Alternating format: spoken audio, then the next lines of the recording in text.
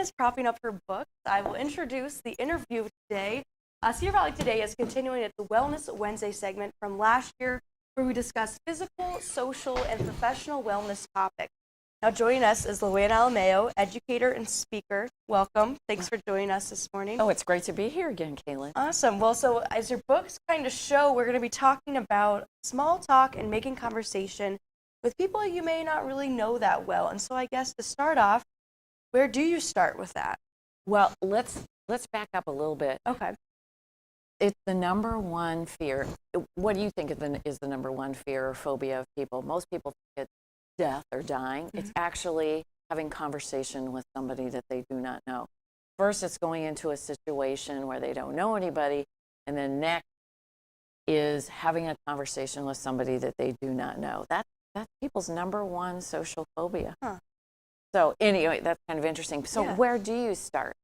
And I always say you need to be approachable, and so that approachable person is going to make eye contact with someone who has their eyes down looking at their phone or texting is saying the message that I don't want to engage with people. So we need to be approachable if we're going to start those small talk conversations.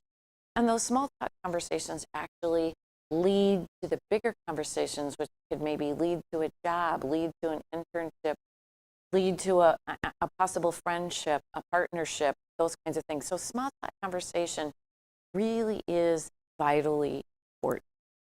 And so when you walk into that room, I always tell people that they need to have the what, when, where, how, why, and tell questions ready.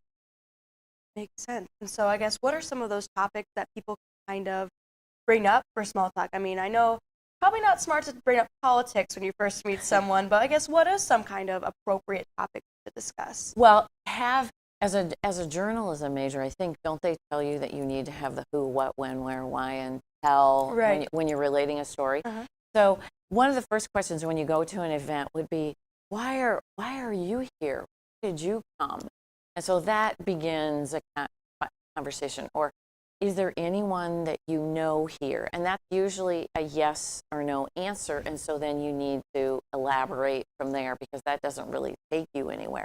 But one thing I want to stress, Kaylin, is that only 35% of our conversation and the interpretation and meaning comes from text.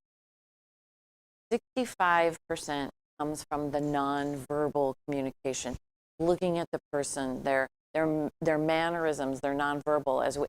And we've gotten all that information with all the politics going on right now in the debate, that so much communication comes from the nonverbal, and when we're constantly using our phone as that only medium, we're missing out on the majority of our conversation. So that's why the small talk is so vitally important. Like when meeting new people, and also kind of when continue those conversations with people we know. But I want to thank you for being with us this morning. Oh, you're so welcome. To talk small talk.